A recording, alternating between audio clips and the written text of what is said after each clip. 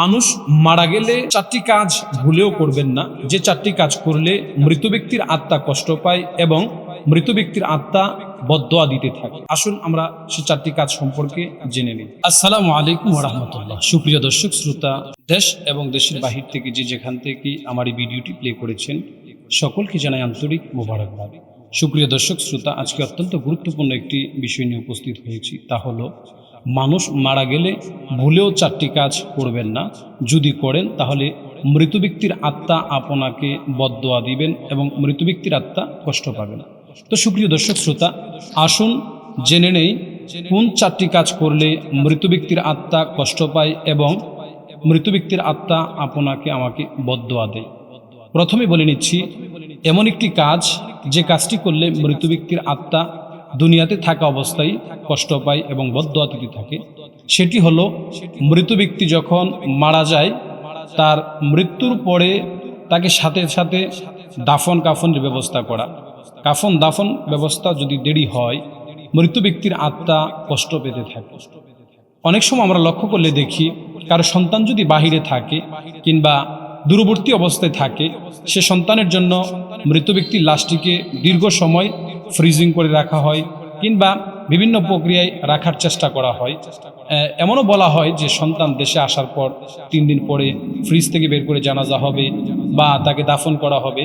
আল্লাহ রসুল সাল্লাল্লাহু আলাইহি সাল্লাম বলেন, মৃত ব্যক্তির আত্মা তখন তার সন্তানদেরকে বদদোয়া দিতে থাকে যখন তার সন্তানরা তার মৃত্যুর পরে, ইন্তেকালের পরে তার জানাজা কমপ্লিট না করে। এই জন্য কেউ মারা গেলে সাথে সাথে কাল বিলম্ব না করে তার কাফন দাফনের ব্যবস্থা করা, এটি হলো উত্তম কাজ। 2 নাম্বার, মানুষ যখন মারা যায় আমরা অনেকেই খেয়াল করে দেখি, মানুষ উচ্চ কণ্ঠে বিকট বিকট আওয়াজ দিয়ে হাই হুতাশ করে কান্না করে, বুকে থাফড়ায়, বিভিন্নভাবে আহাজারি করে। আল্লাহ রসুল সাল্লাল্লাহু আলাইহি সাল্লাম বলেন, কোনো মৃত ব্যক্তি মারা যাওয়ার পরে যদি তার আপনজনরা তার জন্য বিকট আওয়াজ করে, মেয়ে কিংবা স্ত্রী, মা, ওনারা যদি বিকট বিকট আওয়াজ করে কান্না করে, আল্লাহ রসুল সাল্লাল্লাহু আলাইহি সাল্লাম বলেন ওই মৃত ব্যক্তির আত্মা কষ্ট পেতে থাকে।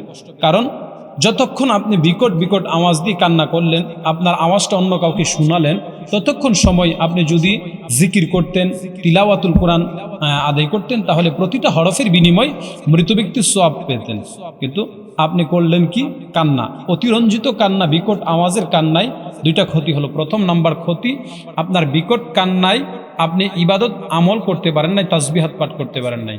2 নাম্বার, আপনার কণ্ঠ, আপনি যদি নারী হয়ে থাকেন, মৃত ব্যক্তির মেয়ে, স্ত্রী কিংবা মা হয়ে থাকেন, আপনার গলার যে একটা পর্দা, সে পর্দাটা লঙ্ঘন করলেন। প্রিয় দর্শক শ্রোতা, 2 নাম্বার ছিল মৃত ব্যক্তির ইন্তেকালের পরে বিকট আওয়াজ দিয়া হই হুল্লা করে কান্না না করা।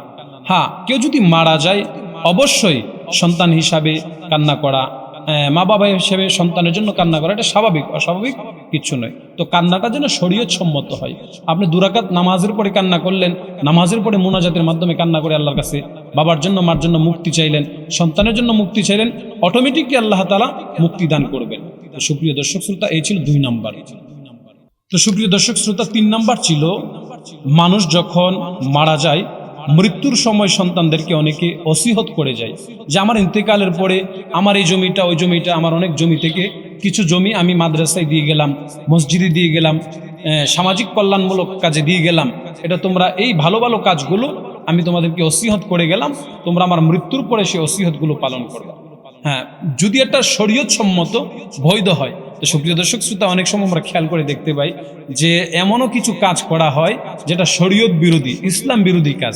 হ্যাঁ, মৃত্যুর আগে নাজায়েজ একটা ওসিয়ত আপনার আব্বা কিংবা মা কেউ করে গেল যে আমার এই সন্তানটাকে তুমি বড় ভাই হিসাবে তাকে ডান্সার বানাইবা, গায়িকা বানাবা, নায়িকা বানাবা, এমনটা যদি হয় তাহলে কিন্তু এটা শরীয়ত বিরোধী কাজ, ইসলাম এটাকে সমর্থন করে না। নাজায়েজ কাজে আপনি ওসিয়ত আদায় করাতে আপনিও গুনাহগার হবেন, যিনি ওসিয়ত করেছিল তিনিও গুনাহগার হবে।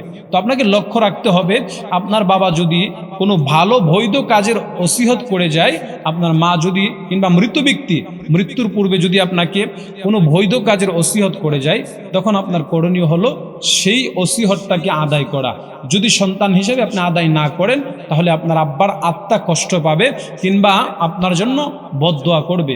এজন্য এটি ছিল অত্যন্ত গুরুত্বপূর্ণ একটি বিষয়, বাবার ওসিয়ত অর্থাৎ মৃত ব্যক্তির ওসিয়তগুলো পুরো করা।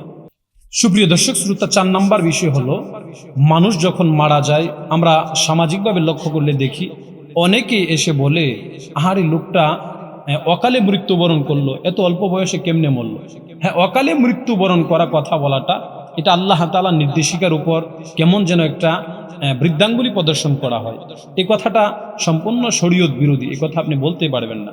আপনাকে আমাকে আল্লাহ তাআলা যতটুকুন হায়াত দিয়েছেন সে নির্ধারিত হায়াতই আমি আপনি দুনিয়াতে থাকতে পারবো, এর চেয়ে বেশি চাইলেও থাকতে পারবো না। তো সুপ্রিয় দর্শক শ্রোতা, আমরা অনেক সময় আবেগ থেকে বলে ফেলি, আহারে এই বেচারা সংসারটা কেমন করে চলবে, এই বেচারা বিবি বাচ্চা কেমন করে চলবে, অকালে তার মৃত্যু হয়ে গেল। না, অকালে মৃত্যু বলতে কিছুই হয় না। আপনার আমার যতটুকু নির্ধারিত হায়াত আছে সে হায়াত পর্যন্তই আপনাকে আমাকে মৃত্যুবরণ করতে হবে। কাছ থেকে বেঁচে থাকার তৌফিক দান করুক। ওয়া আখিরি দাওয়ানা আনিল হামদুলিল্লাহি রাব্বিল আলামিন।